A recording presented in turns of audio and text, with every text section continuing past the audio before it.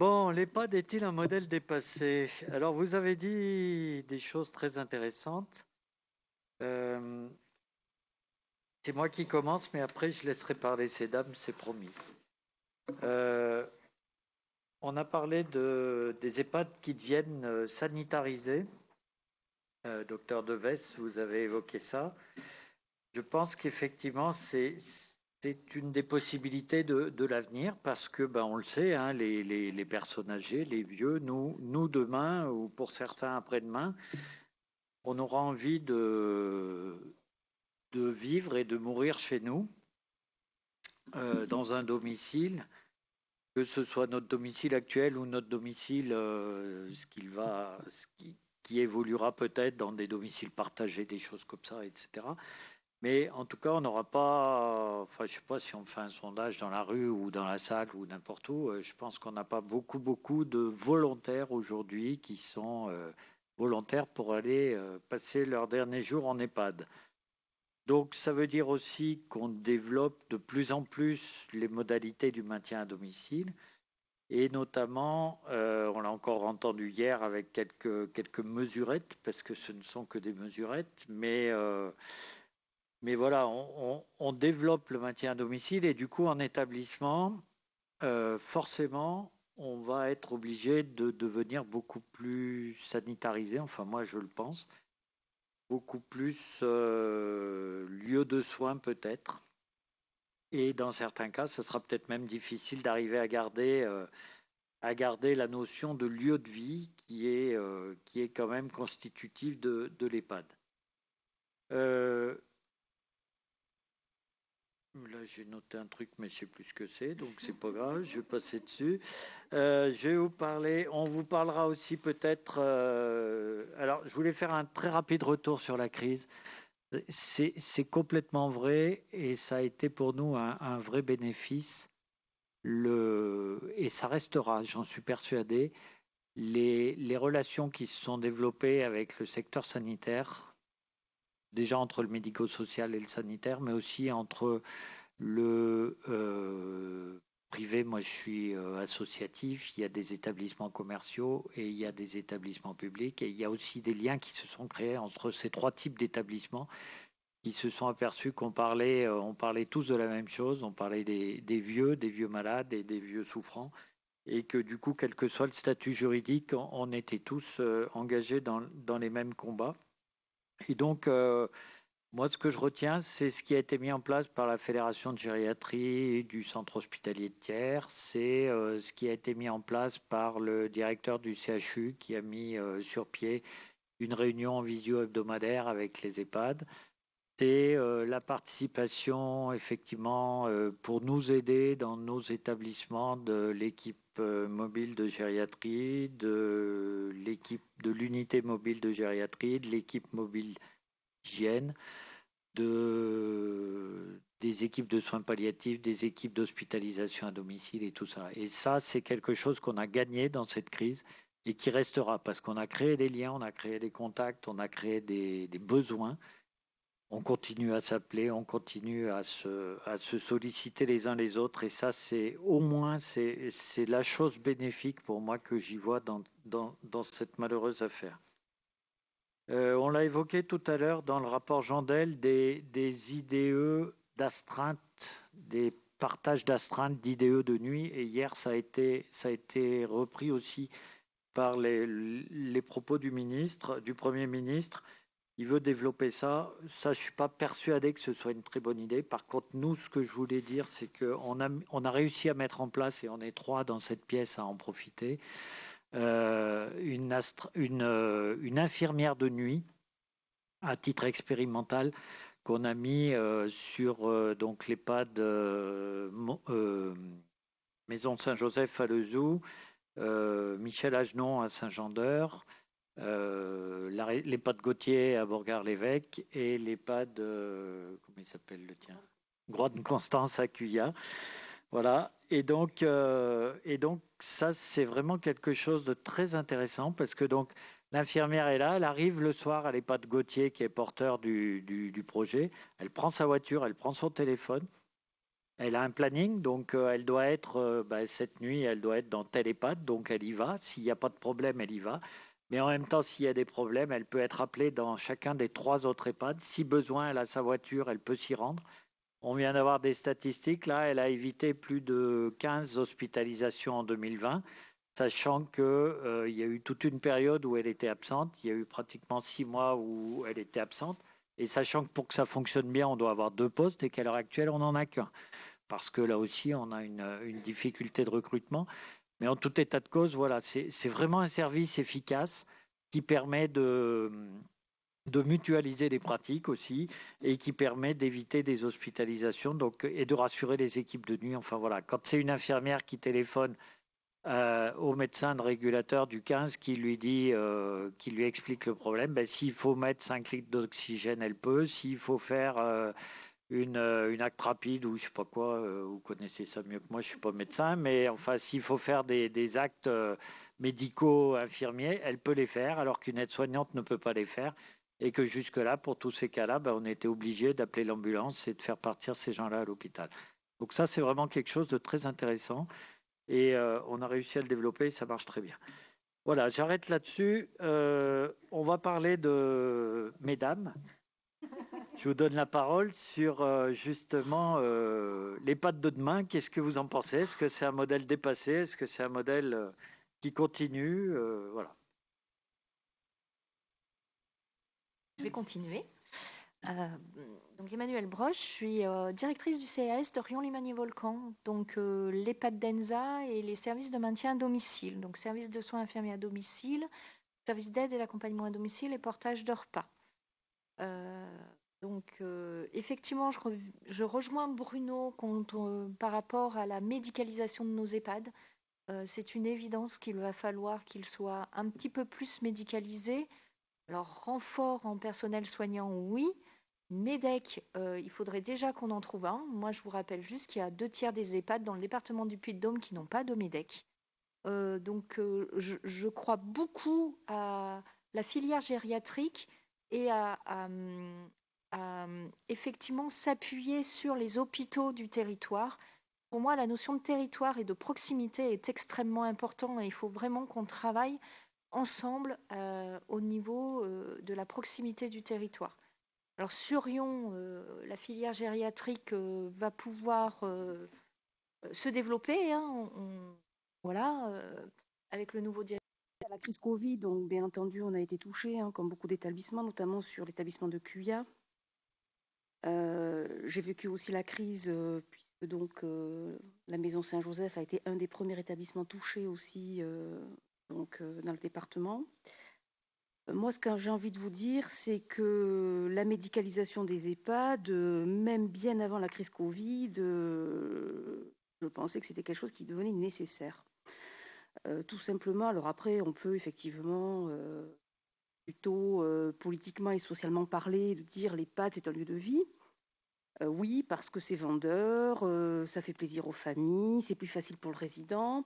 Après, concrètement, quand on arrive à un EHPAD, on vient à un EHPAD parce qu'on ne peut pas rester chez soi.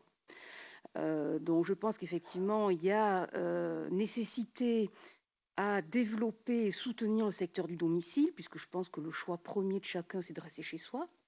Mais quand on arrive à un établissement, c'est que justement, on ne peut pas rester chez soi. Donc, à un moment donné, il va falloir aussi adapter nos établissements. Et l'EHPAD, avec les moyens qui lui ont été donnés il y a 15 ans, n'est plus l'EHPAD d'aujourd'hui. Moi, dans mon établissement, la moyenne d'âge, c'est 88 ans.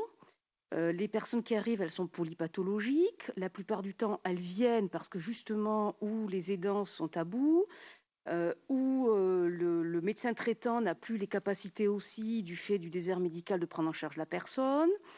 Soit il y a des troubles associés avec des spécificités.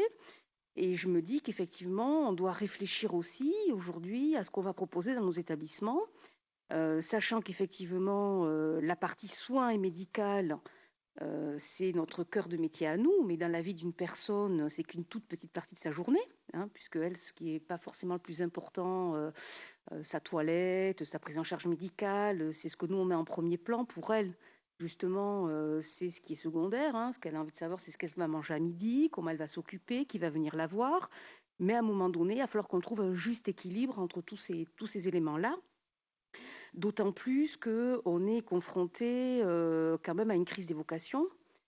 Moi, la réflexion que ça m'amène, c'est qu'aujourd'hui, je rejoins mes collègues, c'est très bien, on a une infirmière partagée, enfin on l'a sans l'avoir, puisqu'effectivement, on a le poste, mais on n'a pas vraiment l'infirmière, on a un bout d'infirmière qu'on essaie de se partager. Moi, actuellement, dans mes établissements, je n'ai pas vraiment un manque de moyens financiers. Je ne suis pas dans les établissements les moins bien dotés, mais par contre, je n'arrive pas à recruter. Donc, quelque part, ça revient au même. Aujourd'hui, on a des postes infirmiers à découvert, on a des faisans fonctions parce qu'on ne trouve pas d'aide-soignants.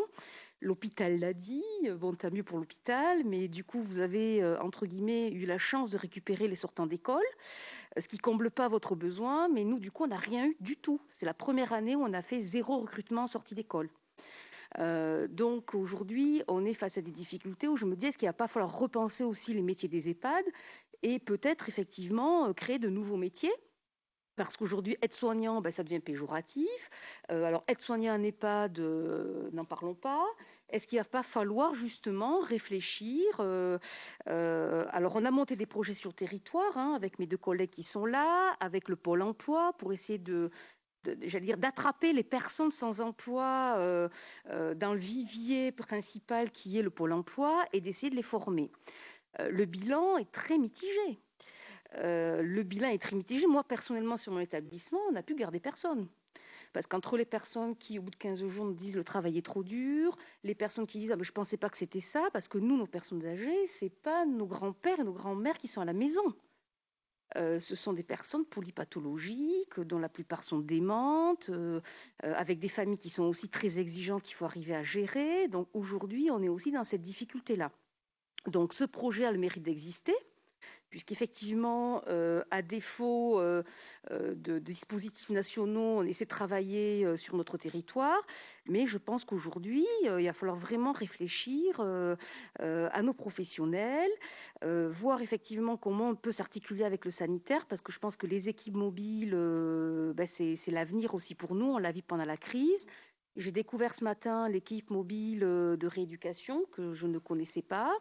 Je trouve que ça peut être un appui vraiment extrêmement intéressant pour nos structures, même si en interne, on a des rééducateurs et des médecins. Et je pense qu'il va falloir être créatif, parce que des idées, on en a tous. Après, concrètement, comment on les décline? J'ai entendu il y a 15 ans le plan blanc, effectivement. Moi, je suis d'accord, les ratios, il faut du monde, mais où est-ce qu'on les trouve? Moi, aujourd'hui, on est 2 établissements sur la même commune. Régulièrement, on s'appelle, on se prête, on se dépanne, on se dit est-ce qu'il lui l'a trouvé parce que moi j'ai pas trouvé. On n'est pas marchand de tapis, mais par moments un petit peu quand même. Et après, moi je pense qu'aussi les personnes qui rentrent en EHPAD sont des personnes qui ont aussi parfois des pathologies très spécifiques, et on a aussi du mal à les prendre en charge parce qu'on connaît mal leur pathologie. Je prends l'exemple par exemple des personnes qui ont des maladies de Parkinson. Maladie de Parkinson en EHPAD, on en a.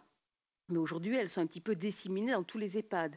Est-ce qu'à un moment donné, ça ne vaudrait pas le coup de se dire on va spécialiser certains EHPAD, alors peut-être plutôt hospitaliers, peut-être plutôt de la fonction publique hospitalière, sur des prises en charge spécifiques? Parce que ces personnes-là, nos équipes ont besoin d'être formées et de bien connaître la maladie pour les prendre en charge et s'adapter aussi au rythme de vie, avec des traitements, avec des horaires fixes, des choses qu'on a du mal aujourd'hui à respecter sur nos établissements. On a toutes les maladies psychiatriques, on a tous dans nos établissements des personnes qui ont des gros troubles psychiatriques, alors soit qui se développent avec l'âge, soit qui étaient préexistants. Aujourd'hui, pour les prendre en charge correctement, il faut des équipes spécialisées, il faut du personnel spécialisé, il nous faut des psychiatres, il nous faut des gériatres, il nous faut des psychologues et il nous faut surtout des relais hospitaliers. Donc je me disais, Alzheimer, tout ce qui est troubles cognitifs, c'est quelque chose qu'on a réussi à développer dans nos établissements. On a réussi à former nos personnels. Nos médecins sont très sensibilisés. Maintenant, il faut qu'on aille plus loin. Voilà, il faut qu'on aille plus loin dans les autres personnes que l'on accueille. Il y a aussi le champ du handicap. Et je pense qu'on doit avoir cette réflexion aussi mutualisée avec le sanitaire. Et après, je pense qu'il va falloir aussi qu'on soit très créatif. Voilà, alors je sais que c'est...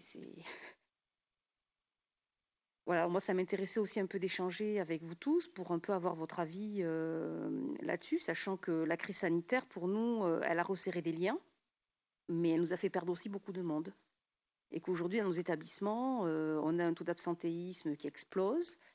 On a des familles qui sont aussi en souffrance parce que la période a été dure. On est encore avec les contrôles des passes, avec encore des injonctions, des interdictions. On fait, je pense, tous le mieux possible.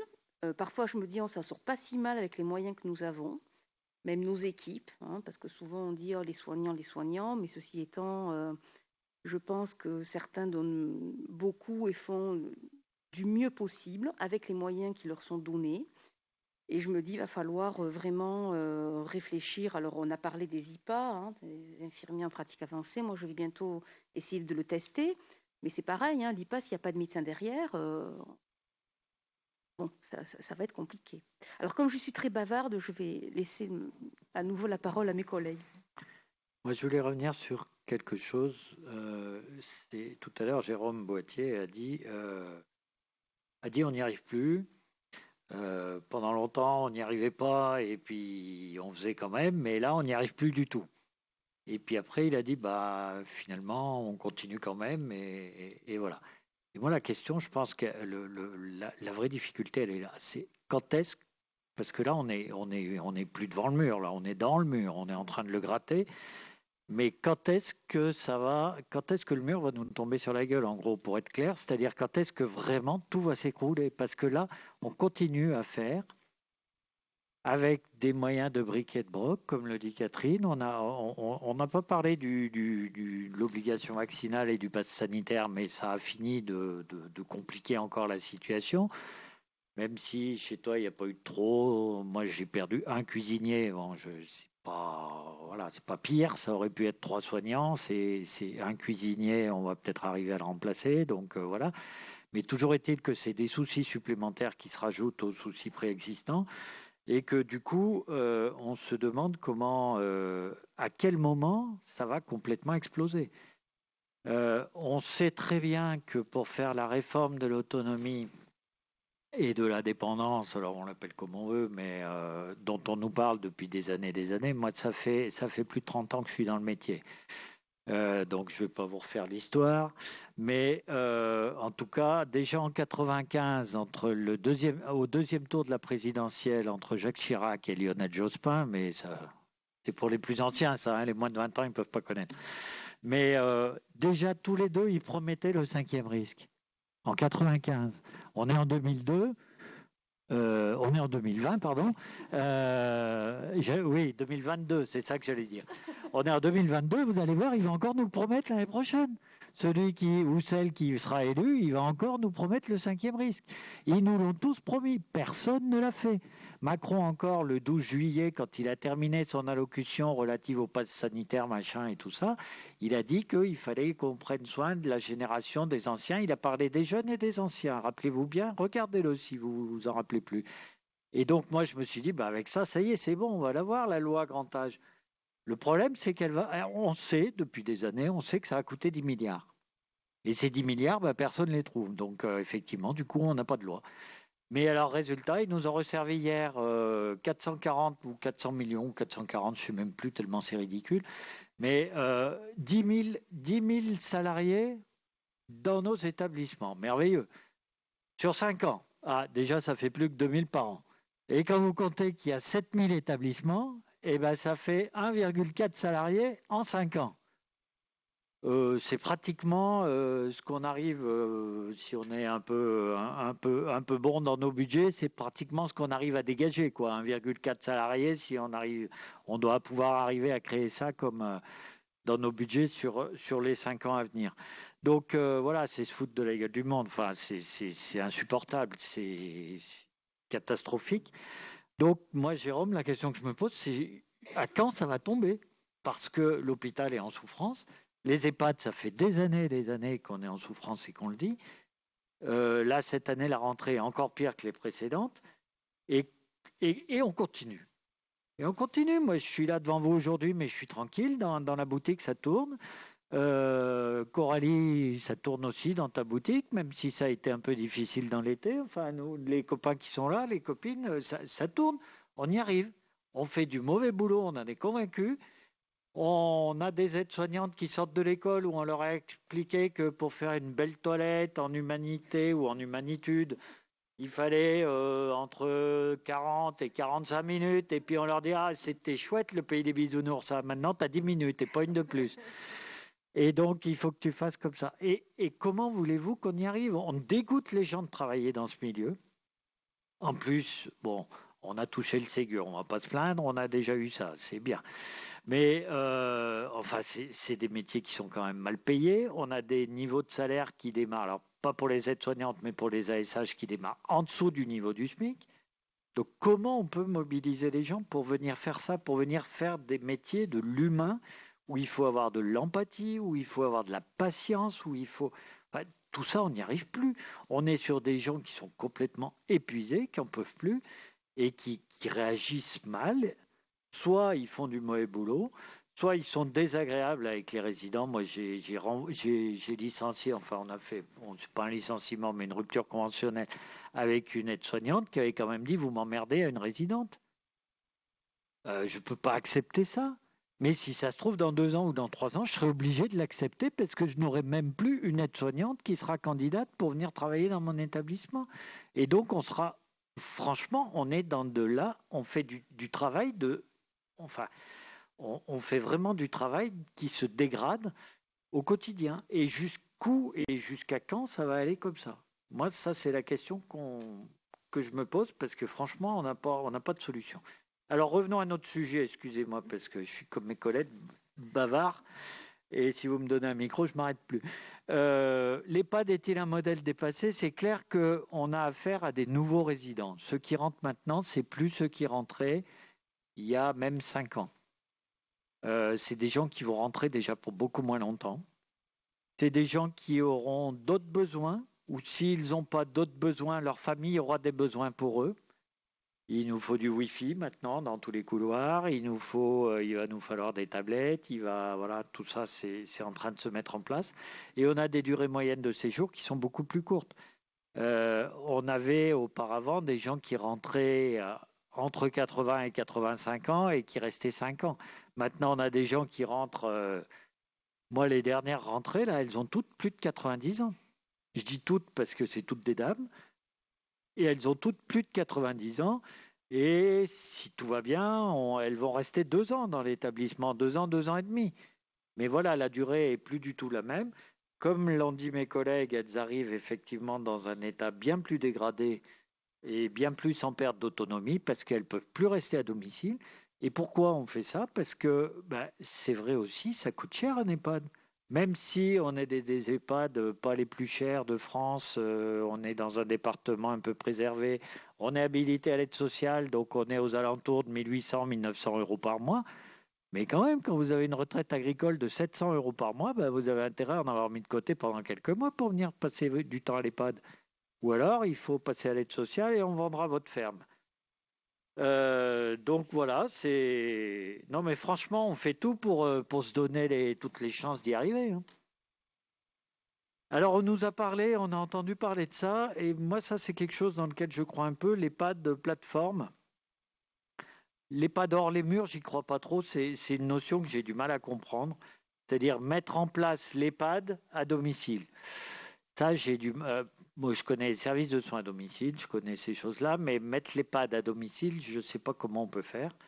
Par contre, l'EHPAD plateforme, que l'EHPAD soit sur son territoire, un lieu où on va pouvoir faire de la télémédecine, ouvert aux médecins libéraux de la commune, ouvert aux patients qui sont sur le territoire, que l'EHPAD puisse être le lieu où va partir tous les matins va partir le SIAD, qu'on ait de l'hébergement temporaire, on en a déjà les uns et les autres, qu'on puisse héberger le CLIC ou des instances de coordination, des choses comme ça. Ça, c'est des choses auxquelles je pense on peut travailler. Après, comme l'a dit Catherine, il y a une notion de territoire.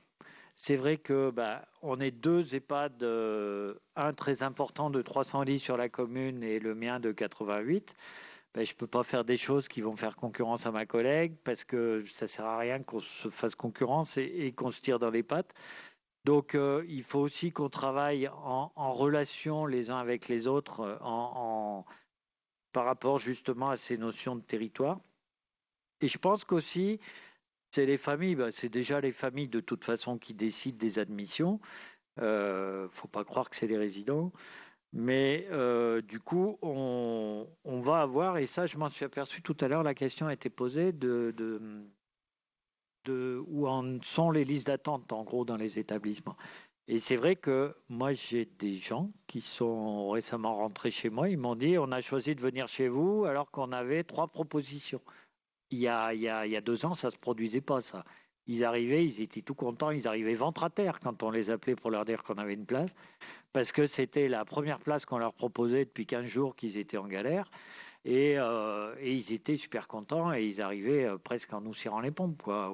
Enfin voilà, ils étaient vraiment contents d'avoir trouvé une place. Aujourd'hui, suite à la crise Covid, on a des gens qui font le choix. Ils vont visiter les établissements et ils disent ah bah, finalement, elle sera mieux là ou elle sera moins bien là, etc. Et donc, bon, alors tant mieux, parce que ça, c'est très bien et ça nous permet ça permet d'avoir un choix pour les gens. Mais du coup, je pense aussi qu'on va se démarquer par certains côtés architecturaux ou par certains côtés techniques. Par exemple, moi, je viens de faire une phase de travaux importante. Là, on a mis la clim dans tous les couloirs. On l'avait dans les salles à manger, mais on ne l'avait pas dans les couloirs. Et on s'apercevait que dans les chambres, il faisait très chaud. Donc on n'a pas voulu la mettre dans les chambres parce qu'on ne veut pas qu'ils meurent tous d'une génuflexion de poitrine, comme dirait l'autre. Mais on l'a mise dans les couloirs en se disant s'ils gardent les portes ouvertes, et ben, au moins, ils pourront avoir un peu de fraîcheur dans leur chambre. Et ça, je pense que sur les années à venir, ça va être des petits détails qui vont faire la décision, qui vont aider la décision, le confort, l'hôtellerie. Il y a des établissements où ils ont des chambres de 25 mètres carrés. Ben, c'est clair qu'une chambre de 25 mètres carrés, c'est pas la même qu'une chambre de 17 ou 18 ou 20, qui est pourtant bien et sympa. Mais voilà, 25 mètres carrés, ben, ça permet de faire un petit coin salon avec une petite table ronde, etc. C'est autre chose que la chambre classique qu'on peut connaître les uns les autres. Alors tout ça, ça a un coût, hein, forcément, parce que ça se construit. Et donc les mètres carrés coûtent cher. Mais voilà un petit peu moi ce que je voulais vous dire par rapport à l'EHPAD de demain. Alors je ne sais pas si le modèle actuel est dépassé, mais je pense qu'en tout cas il a du plomb dans l'aile et que la crise n'a fait qu'augmenter encore ces difficultés. Et donc il faut qu'on soit vraiment en réaction par rapport à tout ça. Et je pense que mes collègues ont peut-être des choses à compléter aussi là-dessus. Oui, pour te compléter, Bruno, je pense qu'effectivement, sur l'aspect architectural, on a effectivement aujourd'hui une réflexion plus globale à mener. Bon, tu as parlé de l'informatique, il y a aussi toute la domotique. Je pense qu'aujourd'hui, le défaut aussi de ressources humaines va nous amener aussi peut-être à développer ou à chercher à développer d'autres modes d'accompagnement sur les aspects hôteliers. Des choses qui sont parfois inimaginables. Je me dis peut-être que dans quelques années, on l'acceptera. Voilà, je pense aussi à tout ce qui est robotique, hein, puisque bon, les êtres humains, par qu'à un moment donné, quand il n'y en a plus, regardez, moi je me souviens à l'époque quand on me parlait des rails de transfert, plafonniers, lève-malade, j'étais la première à m'insurger en me disant on ne va pas suspendre les gens, on n'est pas, enfin c'est quelque chose. Je percevais ça comme les sacs de linge à l'hôpital qui passent au-dessus des couloirs et des professionnels. Aujourd'hui, si vous n'avez pas ça, c'est has-been, quoi. Tout le monde a des rails de transfert et ça choque personne. Donc je me dis, je pense qu'on va quand même avoir aussi des solutions de cet ordre-là pour faciliter la vie de nos professionnels et quelque part aussi le confort de nos résidents, parce que mine de rien, c'est quand même un gros avantage de pouvoir avoir ces dispositifs. Après, c'est toujours le même quid, hein. Les travaux, on fait des réaménagements en permanence à un coût. On est déjà des établissements, même dans les moins chers, à 1 800, 1 900 euros par mois. Si demain on doit faire des travaux, jusqu'à quelle hauteur on peut envisager effectivement de se moderniser. Donc je pense qu'on en revient toujours à la même chose. Après, ce que je trouvais intéressant dans les interventions aussi d'aujourd'hui, c'est le cas de Serge Jean Desolières, sur l'appui des familles. C'est vrai que je pense aussi qu'on ne s'appuie pas suffisamment peut-être sur les familles. Les familles, on est un peu comme à l'hôpital, elles nous gênent un peu parce que si elles viennent trop interférer, on le voit dans les ateliers d'animation, il y a peu d'EHPAD qui intègrent les familles. Souvent, c'est une affaire de professionnels, c'est une affaire d'animateurs, d'AMP. Peut-être qu'on devrait aussi réfléchir à ce biais-là. Est-ce qu'à un moment donné, voilà, il ne faudrait pas qu'on envisage aussi leur place différemment, les solliciter différemment. Alors, on l'a fait avec le Covid, parce que pour les transports, on a eu une époque où on ne voulait plus mettre nos résidents dans les transports sanitaires, donc on sollicitait les familles, mais je pense qu'on peut peut-être aussi aller au-delà. Voilà, et après peut-être aussi faire rentrer la vie courante dans nos établissements. Moi, j'ai fait un voyage d'études il y a quelques années au Danemark, et effectivement, il y a des structures qui n'ont pas de frontière entre la vie ordinaire et l'établissement. On peut accueillir un restaurant qui est ouvert et à l'EHPAD et à l'extérieur, un cabinet de dentiste, un cabinet médical, et il y a moins de frontières. Nous, aujourd'hui, l'EHPAD, il est fermé. Voilà, et c'est culturellement, nos établissements sont fermés.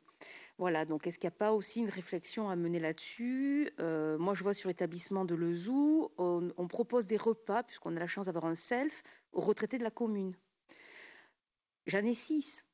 Pourtant, Dieu sait qu'on essaie de faire de la publicité, mais non, parce que l'EHPAD a une image où voilà, les personnes âgées préfèrent un portage de repas qui coûte plus cher alors qu'ils sont seuls chez eux. Les quelques qu'on arrive à avoir, c'est très bien, parce que plus tard, on les retrouve après dans les services, ils nous connaissent tous, donc c'est plutôt sympathique. On leur permet encore de rester, venir manger en self avec d'autres personnes de la commune, mais c'est quelque chose qu'on a du mal à développer. Donc là aussi, je me dis, avec les communes, avec les CCAS, je pense qu'il y a un travail de partenariat local à faire, qui pour le coup n'est pas une question d'argent, puisque ça c'est juste voilà, essayer de réfléchir, d'ouvrir nos activités, nos animations. Voilà, mais on voit que ça a quand même du mal aussi à prendre. Moi, le peu d'expérience que j'ai sur le sujet, voilà, je pense qu'il faut encore aider les personnes âgées à accepter cette idée d'établissement. Même si leurs familles ont fait le chemin, eux, ils ont encore cette vision. Un mot dont j'ai horreur, c'est l'institutionnalisation. Enfin, c'est quand on emploie ce mot-là. Bon, et c'est des mots qu'on emploie, enfin moi que j'entends régulièrement au quotidien. Peut-être que sur le domicile, tu veux rajouter des choses, Emmanuel, sur le lien? Oui, alors le lien avec, oui, le lien avec le domicile, effectivement, alors je pense que c'est encore pire que les EHPAD, hein, le domicile, on va être très clair. C'est-à-dire qu'à l'heure actuelle, on ne trouve plus de personnel. Je ne parle même pas de personnel qualifié, c'est qu'on ne trouve plus de personnel. Donc on refuse des dossiers, c'est-à-dire qu'on a des gens qui sont hospitalisés et qui vont rester hospitalisés faute de pouvoir rentrer chez eux. Il y a vraiment une grosse prise de conscience, je dirais, au niveau national, mais je rejoins effectivement les propos de mes collègues là-dessus. Tant on n'évoluera pas sur ce point-là, je ne vois pas comment on va pouvoir trouver des solutions. C'est de briques et de broc et voilà. J'ai un SIAD, hein, donc je vais essayer de mettre une équipe pluridisciplinaire dans le service dans le service de soins infirmiers à domicile avec un ergo et un psychologue. Mais voilà, c'est pas suffisant. Il nous manque des moyens. C'est le même constat.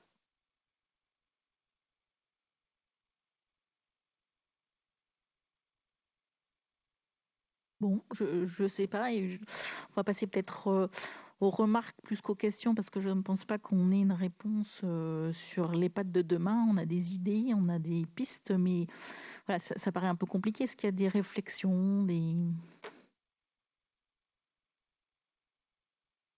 Je peux évoquer peut-être quelque chose, pardon, je coupe la parole à personne. Il y a des formules qui commencent à se développer, qu'on voit qui sont des formules de colocation. Alors, c'est entre la colocation et l'habitat partagé.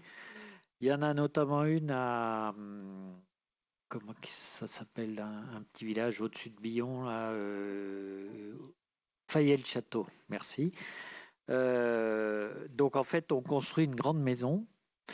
Dans laquelle grande maison, on met des espaces collectifs au rez-de-chaussée, donc une cuisine et une salle de séjour, et puis des chambres individuelles pour 2 ou 3 résidents, et à l'étage, on fait un appartement pour le couple de gardiens ou de... Voilà. Alors, c'est un modèle que j'en ai entendu parler, je ne le connais pas, je ne l'ai pas visité. Mais moi, ça m'évoque beaucoup de craintes parce que que fait-on quand la dépendance arrive? Et la difficulté, elle est toujours là. Il y a déjà la dépendance, monsieur. Excusez-moi de vous couper la parole, mais là, il va falloir que je parle parce que ça fait un moment que je me tais. Pour ceux qui me connaissent, c'est très dur. J'ai plein de remarques, hein, je vous préviens tout de suite. C'est l'établissement qu'a monté monsieur Valadier, qui est à Fayet-le-Château, donc il est médecin coordonnateur d'un EHPAD sur la périphérie de Clermont. Il s'est inspiré de modèles de vie à domicile, et c'est bien du domicile, pour des gens qui sont extrêmement dépendants. Parce qu'en fait, c'est comme l'accueil familial qui actuellement se développe au sein des familles et qui s'est inspiré de l'accueil familial de psychiatrie et de l'enfance, et qui accueille des gens GIR 1 et 2. Vous allez sur YouTube, vous voyez les photos, avec Elsa Mauguin, ici présente, assistante sociale. On a fait une présentation là-dessus et on a découvert des façons effectivement de vivre. Et je pense que, contrairement justement à l'idée qu'on se fait blanche et noire, sanitaire et médico-sociale, à la fois séparées, imbriquées, mélangées, ça c'est nouveau. Ça ne vient pas des pays latins, il ne faut pas se faire d'illusions. Et ça résout le problème des gens très dépendants. Moi, j'étais persuadée qu'il n'y avait que des gens super soft là-dedans et prêts à payer la coloc de vieux. Pas du tout. Il y a plusieurs films que l'on peut voir sur Internet où vous avez des gens GIR 1 qui sont levés au rail quasiment, en tout cas au lève-malade à domicile, par la maîtresse de maison, mais qui est aussi un minimum aide-soignante, qui se fait aider par des gens venant de l'extérieur. Et tout le monde, par contre, vit dans cette maison où on a sa chambre, où on est 3, où on se connaît. Il y en a certains qui sont tout ce qu'il y a de plus dément, classiquement comme dans vos EHPAD, avec des nounours transactionnels, avec des paroles et des jargons d'une autre planète. Donc c'est faux, je pense, d'imaginer que c'est réservé à des gens qui sont plutôt, on va parler GIR, hein, puisque ça on sait ce que c'est tous, GIR 4-5. C'est réservé à rien du tout et c'est aussi possible avec des gens qui sont 1 et 2.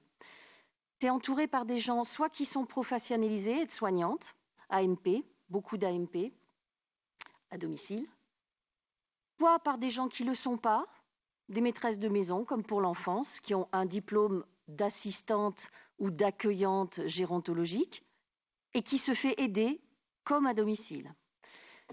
Ça, c'est pour rebondir sur Fayet-le-Château, parce que c'est le seul exemple qu'on a effectivement dans notre région proche. Je pense que certains se sont peut-être branchés sur la grande radio et la grande télé nationale avant-hier, ou hier, excusez si je me trompe de jour. C'était la journée de l'Alzheimer et on a montré un établissement qui redonne du courage, hein, parce que sinon on va tous se tirer une balle, qui se trouve dans les Landes et que je vais essayer d'aller visiter, qui est passé à la télé et qui a même été détaillé, qui est l'EHPAD Village Alzheimer, prix de journée, monsieur Fonluc, 250 800, agréé aide sociale, noyauté par le conseil départemental des Landes. Donc les conseils départementaux, quand ils veulent, ils peuvent s'intéresser à autre chose que les très gros établissements de 340 résidents comme à Madame Barfontaine. Voilà. Après, moi, je voulais rebondir sur 2 choses dans ce que vous aviez dit. La question, c'était est-ce que c'est un modèle dépassé? Et elle s'est engagée sur est-ce qu'il faut se sanitariser, dans le genre néologisme que vous aimez bien. J'utilise institutionnalisation moi-même. J'ai honte, Madame Barfontaine. Mais justement, je pense que ce n'est pas un hasard, c'est parce que c'est tellement lourd que ça me colle institution, quoi. Donc, Est-ce qu'il faut se sanitariser ou pas? Moi, je pense qu'il ne faut pas oublier, pour celles d'entre nous qui sont, ou ceux d'entre nous qui sont les plus âgés, qu'on est sorti du modèle hôpital local, cure médicale, hôpital mouroir, pour aller vers quelque chose qui se voulait vivant. Et là, comme nos vieux, ils deviennent de plus en plus dépendants, malades et très âgés, moi, j'ai très très peur qu'on les recolle dans l'hôpital local. Dans l'hôpital local, dans le mouroir, dans l'hôpital général, c'est-à-dire un truc où l'aide-soignante ne pensera qu'à lui laver les fesses. Voilà, je fais dans la provoque, c'est normal, c'est moi, mais quelque part, je pense qu'il faut probablement augmenter les lits du SLD, parce qu'effectivement, il y a des gens qui vieillissent avec des soins médico-techniques très importants, et qu'il ne faut pas le donner à l'EHPAD. Pour moi, le Covid, il a prouvé une chose, c'était que les gouvernements qui étaient en place, mais ceux d'avant auraient fait pareil et les prochains feront pareil, se sont déchargés et ont fait de l'EHPAD un sous-hôpital. Et quand vous discutez avec les aides-soignants qui étaient dedans, c'est ça qu'ils ont dit. On nous a demandé de faire les aides-soignantes, sauf qu'on était une aide-soignante en titre, diplômée d'État pour 30 agents qui ne l'étaient pas, mais qui, dans l'EHPAD classique, faisaient bon an mal an le même boulot. Donc, moi, j'ai peur qu'en revendiquant une sanitarisation de l'EHPAD, on ne nous donne absolument aucun moyen. Mais par contre, on fasse du mauvais hôpital. Il n'est déjà pas brillant, l'hôpital public, mais là, on va s'engouffrer là-dedans. Est-ce que je peux vous répondre? Oui, et je finis juste, et je pense que du coup, il faut peut-être effectivement développer à fond, pas que pour l'Alzheimer, mais pour les gens effectivement très dépendants, ces maisons, ces accueils médicalisés. La maison de Fayet-le-Château, ils sont 12 max. Comme par hasard, 12, c'est le chiffre qu'on a dans les unités de vie protégées. Ce n'est pas un chiffre par hasard, c'est que c'est un chiffre qui garde encore une certaine humanité. Il faut développer l'architecture, ça c'est certain. Moi, je vois des rénovations d'EHPAD autour de Clermont qui vont sortir des murs, qui me font grimper au rideau. C'est la même chose que ce qu'ils avaient avant, sauf que les murs sont neufs. On s'est déplacé d'à peine 50 mètres et on a, oui, des grandes chambres, mais pas plus. Donc, l'architecture, vous êtes les premiers à savoir que de toute façon, c'est plus qu'important. Dès qu'on aborde le cognitif, si l'architecture n'est pas là, il n'y a rien qui est entourant. Ce n'est pas nos médicaments, nos neuroleptiques, nos benzos, tout ce que vous voulez, toute notre chimie qui fait quelque chose. Ce qui marche, c'est les couleurs, les odeurs, la grandeur des pièces. Voilà. Et je fais partie moi-même d'une institution qui ne respecte pas ça, mais qui n'a pas les moyens de le faire, c'est tout. Donc, je ne suis pas sûre qu'il faille aller vers la sanitarisation. Mais après, ce n'est que mon point de vue. À vous, Madame Morgantin. Alors, voilà, je voulais rebondir parce que, vous voyez, je m'étais fait rapidement, on avait échangé un petit peu tous les trois sur ce qu'on allait vous dire aujourd'hui, et je m'étais fait un petit schéma, vous voyez, un petit schéma rapide. Il y avait 3 bulles. Le premier, c'était médical, donc sanitarisation. Le deuxième, c'était vie sociale. Et le troisième, c'était hébergement. Parce qu'effectivement, aujourd'hui, on est un peu focalisé sur le sanitaire, mais là où je vous rejoins entièrement, et c'est ce que j'ai essayé de déployer moi sur un de mes établissements, notamment à Cuya, c'est ce que j'appelle la vie sociale. C'est-à-dire que la vie sociale, ce n'est pas forcément l'animation. C'est la vie sociale avec un grand V, un grand S, dans lequel on retrouve effectivement les AMP, les animateurs, les ergots, les psychomotes, les psychologues et certains soignants qui ont envie aussi de s'investir. Donc je pense qu'effectivement, enlever l'aspect sanitaire, il y a quand même un principe de réalité. Les personnes qu'on a, elles ont quand même besoin de soins. Donc après, c'est effectivement trouver le juste milieu entre ce médical et la vie sociale. Moi, quand je parle de sanitarisation, je parle par exemple d'un modèle qui me paraît tout à fait pertinent, c'est d'avoir des médecins salariés dans les EHPAD. De toute façon, nos résidents, il ne faut pas se leurrer, ils viennent se rapprocher de leur famille. Le médecin traitant qui les suivait, la plupart du temps, quand il rentre en EHPAD, il n'est pas toujours d'accord de venir ponctuellement pour 1 ou 2 personnes. Moi, le modèle que je voyais, c'est d'avoir des médecins salariés avec effectivement des équipes spécialisées de rééducation, d'avoir un mini plateau adapté qui peut être partagé aussi entre structures, puisqu'on est parfois très proches les uns des autres, et d'avoir après des liens avec les nouvelles technologies, on l'a parlé, la télémédecine, l'appui des équipes mobiles, d'arriver, voilà, c'est dans ce sens où je parle de la sanitarisation par exemple. Parfois, on va hospitaliser des résidents. Moi, je vois sur le zoo, j'ai la chance d'avoir des médecins salariés. on hospitalise, mais vraiment au dernier recours. Un résident en chute, il faut suturer, elle suture. Dans un établissement où vous avez un médecin traitant, vous partez aux urgences. Voilà, donc c'est dans ce sens-là que je parlais de sanitarisation. Après, je pense qu'effectivement, la vie sociale, c'est ce qui nous raccroche tous quelque part à la vie. Nos résidents, une fois qu'ils sont lavés, qu'ils sont mis au fauteuil, qu'est-ce qu'ils font le reste de la journée jusqu'au lendemain? Donc je pense que là-dessus, je suis quand même d'accord avec vous. Mais je ne suis pas certaine que la sanitarisation, elle va passer justement par le fait de vouloir se raccrocher aux sanitaires. Parce que vous dites les médecins. Je suis entièrement d'accord avec vous. Chaque établissement accueillant des personnes âgées dépendantes devrait avoir un médecin. Mais en France, il y a une loi qui dit que, entre guillemets, chaque personne est amenée à choisir son médecin référent. Tant que la loi, elle sera celle-là, c'est même pas la peine de réfléchir. Vous avez la chance d'avoir un EHPAD hospitalier, de pouvoir salarier un médecin. Monsieur Fonlup, il ne peut pas. Et avoir un médecin tremplin, il n'aura jamais les reins assez solides pour le payer. Or, à 80 résidents, c'est pas 0,8 équivalent temps plein, comme dit le rapport. Mais ça, c'est parce qu'il voulait faire au plus un. C'est un médecin qui vienne tous les jours, qui fasse pas forcément de la médecine gériatrique, qui fasse de la médecine générale pensée personne âgée, et qui passe la main à ses copains gériatres spécialistes le jour où on fait vraiment de la gériatrie. Mais je pense que, je ne sais pas s'il y a beaucoup de jeunes médecins, j'en vois que 2 ou 3 là-bas, je pense que ça les enthousiasme forcément. Et ça, vous ne pourrez pas, même en vous rapprochant du sanitaire, c'est votre statut d'EHPAD qui fait que vous pouvez vous le payer ou pas. Ça rentre en ligne de compte en France, ça. Donc moi, je me dis que du coup, il faut au contraire peut-être éclater, y compris les plus dépendants, sur des structures où le généraliste acceptera de venir, parce que lui, il n'en a que 10, là, dans cette maison, ou 3 chez Madame Trucmuche, mais famille d'accueil, et que peut-être ça pourrait être une autre façon de voir les choses. Et sur l'idée de spécialisation, faire un EHPAD plutôt orienté Alzheimer, comme on l'a connu pendant une période à Chamalières, ou un EHPAD plutôt orienté Parkinson, ou un EHPAD plutôt orienté dialyse, ou voilà. Qu'en pense le corps médical réuni? Moi, je pense que ce serait probablement des solutions plus fonctionnelles. Le problème des EHPAD, c'est que à vouloir tout faire, on va tout faire mal. Et en plus, on va faire du soin sans moyens. On n'a même pas des soignantes, on n'a que des AMP. On n'a pas de plateau technique, vouloir tout faire partout, c'est pas possible. La spécialisation est peut-être une réponse, en effet. Et donner à chacun les moyens adaptés à sa spécialité. Mais faire des EHPAD, les anciens USLD et les anciens hôpitaux locaux, c'est juste revenir au modèle d'il y a 20 ans. Alors, probablement que c'était une erreur de fermer tous les USLD et les hôpitaux locaux. Mais je pense qu'on n'arrivera pas à faire des lieux de vie agréables et des lieux de soins agréables. Je pense que faire les deux à la fois, ça me paraît très très compliqué.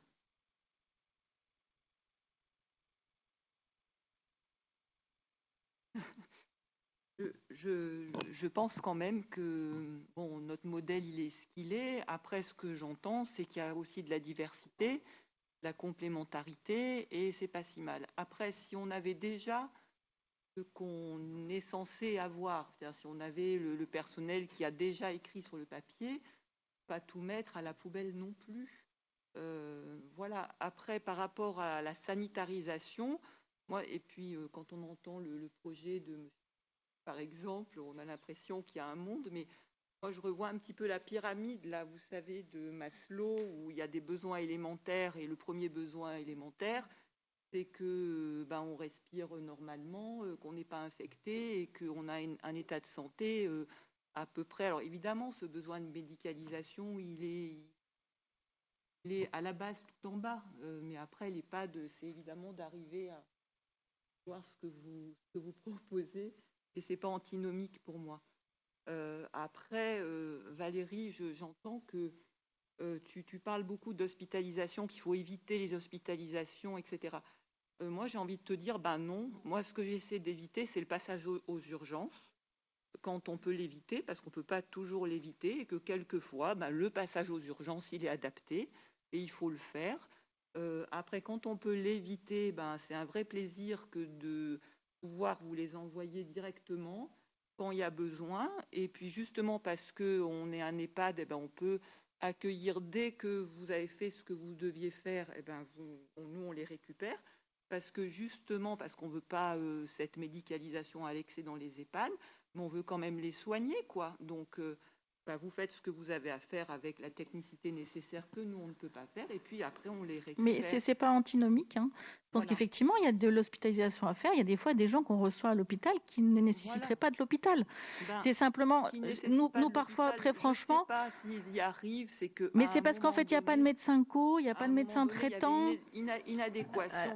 Moi, je pense qu'il faut quand même partir des besoins des gens. Voilà. Et les gens, les humains, ils sont à un moment donné dans un environnement, et en fonction de l'environnement, leurs besoins ne sont pas les mêmes. C'est-à-dire que leurs besoins sont les mêmes, mais la réponse qu'on leur apporte, elle est soit suffisante, soit insuffisante, etc. Et du coup, cette personne, si elle est là, elle n'a pas besoin d'aller à l'hôpital parce qu'il y a un médecin co. Par contre, si elle est là et qu'il n'y a pas de médecin co, elle a besoin d'aller à l'hôpital. Voilà. Et on est là pour répondre aux besoins des gens. Voilà. Donc, oui, mais c'est justement, je revenais sur le principe de déjà avoir des médecins co pour traiter ou des médecins traitants qui passent en EHPAD. C'est ça, en fait. Oui, déjà, on a la base. Tu me parles de la base, il faut déjà avoir la base. La base, sur le territoire où je suis, à l'heure actuelle, et c'est la première fois que ça nous arrive, on a des résidents qui n'ont pas de médecin traitant. Je ne vous parle même pas de médecin co, attendez, pas de médecin traitant. Ouais. J'ai des personnes à domicile dont les médecins traitants ne se déplacent plus à domicile. Parce que donc ça devient très compliqué. D'autres, c'est un peu de détresse quand même, voilà, en fonction des moyens des uns, des autres. Voilà, y a des endroits où on arrive à bien faire parce qu'on a du monde, d'autres endroits, on n'arrive pas. D'autres endroits, il y a du monde, mais ces personnes-là ne sont pas formées, donc on n'arrive pas à faire correctement.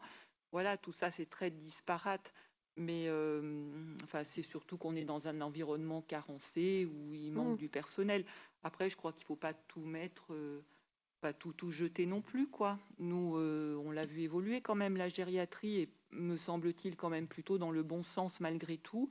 Après, pour les pathologies comme les maladies de Parkinson, les scléroses latérales amyotrophiques, je pense qu'il y a des ressources que dans les EHPAD, on ignore et on n'utilise pas suffisamment. Il y a des réseaux souvent pour ces maladies. Il y a un réseau SLA, je pense qu'il doit y avoir un réseau Parkinson. Oui. Ces gens-là, ils ont des personnes probablement, si on les sollicite, qui sont susceptibles de se déplacer dans un EHPAD, de former le personnel, de donner des petits livres quelquefois pour les soignants. Moi, j'ai vu un livre qui est extrêmement bien fait sur la maladie de Parkinson, qui est dans l'EHPAD où je travaille. Voilà, il faut solliciter ces personnes-là pour nous aider. Après, faire des maisons spécialisées pour des pathologies. Ça fait quand même ghetto un peu. Moi, je ne suis pas pour ça. Je me dis que si on regroupe tous les Parkinson, tous les insuffisants cardiaques... C'était pas dans le fait de faire des établissements spécialisés, mais par exemple, dans l'établissement, il y a quelques lits identifiés pour avoir une prise en charge plus spécifique. La seule chose, là où je vous rejoins, c'est pour la maladie psychiatrique, parce que la prise en charge du vieillissement d'une maladie chronique psychiatrique ancienne, c'est vraiment très spécifique. Et dans votre établissement, vous avez des unités qui sont un peu plus dédiées à ça et avec des gens qui forcément sont formés différemment. Mais moi, je pense quand même qu'il faut se méfier de mettre tous les Parkinson ensemble, tous les SLA ensemble, parce qu'il ne faut pas oublier pour moi que normalement, quand on vit en EHPAD, on est à peu près stabilisé comme on serait à la maison, et que si on ne l'est pas, on doit intégrer l'USLD, qui doit exister pour ça, qui est l'unité de soins de longue durée, qui est médicalisée. Et peut-être que là, justement, il faut donner des lits à l'USLD et diminuer les lits dits médicaux. Peut-être qu'il faut créer des unités au sein des très gros EHPAD, qui sont d'anciens EHPAD hospitaliers, qui soient véritablement des USLD avec les moyens qui vont avec. Mais moi, je me dis, l'intérêt de l'EHPAD aussi, c'est que c'est tout mélangé. Alors après, je pense que la volonté, elle a été dans l'inverse, puisqu'aujourd'hui, on a transformé, il y a quelques années, les lits d'USLD en lits d'EHPAD, puisque ça s'est fait dans l'autre sens. Après, moi, je pensais plutôt à des lits identifiés qui permettent d'avoir un volume suffisant pour spécialiser une équipe. Si vous avez une personne, par exemple, au hasard, qui a une maladie de Parkinson, pour reprendre cet exemple, vous n'allez pas former une équipe entière pour un résident qui va rester peut-être 6 mois ou 8 mois. Alors que si vous avez un moment des lits identifiés, vous pouvez être en rapport avec les services de gériatrie de court séjour pour pouvoir avoir quelque chose de plus... mais ça peut être 5-6 lits, mais qui permet d'avoir un projet de service. Parce qu'effectivement, quand on a des personnes isolées dans les établissements, même nos personnels, on ne peut pas les former. Il faut un minimum, une base. Après, je suis d'accord avec vous, bien entendu, j'imagine pas 80 personnes Parkinson ensemble. Ça, c'est plutôt administratif, à mon avis, comme réflexion. Et moi, je rejoins Véronique. Je pense qu'il y a des réseaux que l'on ne connaît pas et c'est très français de ne pas connaître les réseaux qu'on a à disposition, malgré les clics, par exemple.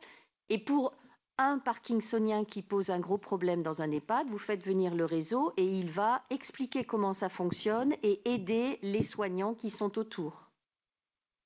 Après, c'est la différence entre les gros établissements de 340 lits et les établissements de 80 qui est la moyenne. Et je n'ai rien contre les gros établissements, ni tout pour les petits. C'est une constatation. C'est qu'on ne raisonne pas de la même manière. Mais je pense qu'on ne connaît pas assez les ressources pour être aidé. Bon, merci pour ces échanges. On va être obligé de terminer la journée, qui aura été bien remplie, passionnante. Pas mal d'échanges, une matinée un peu plus médicale et puis une après-midi beaucoup plus large sur le versant la plus gérontologique pour le coup. On était plus sur de la gériatrie ce matin et sur de la gérontologie cet après-midi, ce qui est toujours en plus enrichissant d'avoir un petit mélange des deux. Les discussions qu'on a pu avoir cet après-midi montrent notre problématique actuelle. On vient de passer une crise, alors sachant que la crise... On a passé la crise Covid, peut-être la 4e vague, on attend quand même la 5e, 6e. L'alphabet grec a encore beaucoup de lettres à nous fournir pour pouvoir nous donner un paquet de variants et on n'arrivera peut-être pas à s'en sortir aussi facilement avec tous les variants, mais bon, peu importe, on verra. Il n'empêche que cette crise sanitaire Covid, elle est au sein d'une crise qui est beaucoup plus profonde. C'est la crise des vocations, c'est la crise du financement, c'est toutes ces crises et toutes ces difficultés, pas crise, parce que c'est vraiment du chronique, qu'on subit. Effectivement, c'est difficile de recruter du docteur, de l'infirmière, de l'aide-soignante, des directeurs, de tout ce qu'on veut. Il y a énormément de postes de direction qui sont vacants aussi dans ces domaines-là et dans tous les domaines à peu près pour le coup du sanitaire, du médico-social. C'est difficile, ça demande de l'investissement personnel qui est lourd aussi. On n'a plus envie de tout ça. Donc il y a la partie financière qui est un petit peu la carotte, qui peut faire avancer, mais qui ne fait pas non plus tout tolérer non plus. Donc je reviens sur ce que la petite question que me posait M. Fonlup. Je crois qu'il y a un moment où il faut tout faire péter, effectivement. Donc est-ce que c'est aujourd'hui, est-ce que c'est demain, j'en sais rien. Mais on est à la limite de ce qu'on arrive à faire. Voilà, pour vous dire, la fermeture des lits, c'est quelque chose que je ne peux pas, titre personnel, tolérer. Fermer des lits d'hospitalisation, d'EHPAD, de tout ce qu'on veut, c'est intolérable. Et moi, à titre personnel, je ne peux pas le supporter. Il n'empêche que je le fais déjà depuis un paquet d'années et que plus ça va, plus on enferme. Mais parce qu'on n'a pas les moyens de faire autrement. Donc, j'allais dire, c'est juste le stade avant de tout péter. Là, pour le moment, on essaye de tenir, de faire le dos rond. On fait moins. Donc, pour essayer de faire à peu près aussi bien, on fait certainement déjà un petit peu moins bien que ce qu'on faisait avant. Mais bon, on fait comme on peut, mais il y a un moment où on ne va plus y arriver. Donc, c'est se poser la question, chacun, à quel moment on va vraiment faire changer le système. Ce n'est pas non plus de faire tout péter, parce qu'au bout du bout, et c'est bien ça qui nous retient tous aussi ici, c'est nos résidents, c'est nos vieux qui sont au bout de la chaîne. Et s'il y en a qui doivent trinquer, nous on s'en sortira pas trop mal, eux vont y laisser un certain nombre de plumes. Donc c'est bien ce qui nous retient et c'est bien que ça nous retienne, mais il y a un moment quand même, si on veut continuer, c'est toujours le problème. Si on veut en soigner 10 correctement, on va peut-être devoir en sacrifier un au passage, sauf que là, ce n'est pas 10 qu'il faut soigner, c'est des centaines et des milliers. Donc il va peut-être bien falloir à un moment en sacrifier quelques-uns, parce que ça passera par là, pour pouvoir avancer dans cette problématique. Ça ne va pas nous résoudre tout. Ce que je vous dis, ça ne fera pas avancer le Schmilblick non plus, mais bon, il faut quand même se poser ces questions-là. Pour la journée d'aujourd'hui, donc je remercie à nouveau tout le monde. Je l'avais fait en introduction, je vais le refaire en conclusion de la journée. Je remercie les gens de la région pour leur accueil au sein de cet hôtel de région, en tout cas de sa partie clermontoise de notre grande région. Je remercie les gens du CFPS qui nous accompagnent, nous, au niveau de la Société de gérontologie. Et depuis qu'on travaille avec eux, on travaille beaucoup mieux. Et en tout cas, nous, ça nous a permis de nous soulager. Et cette collaboration est bonne et perdure malgré le changement des personnes qu'on a pu avoir à la tête du CFPS. Donc ça, c'est une bonne chose aussi. Merci à vous d'être venus. Merci d'être restés pour ceux qui sont restés. Aujourd'hui, on n'était pas très nombreux en présentiel, mais par contre, vous êtes restés très nombreux jusqu'à ce soir tard.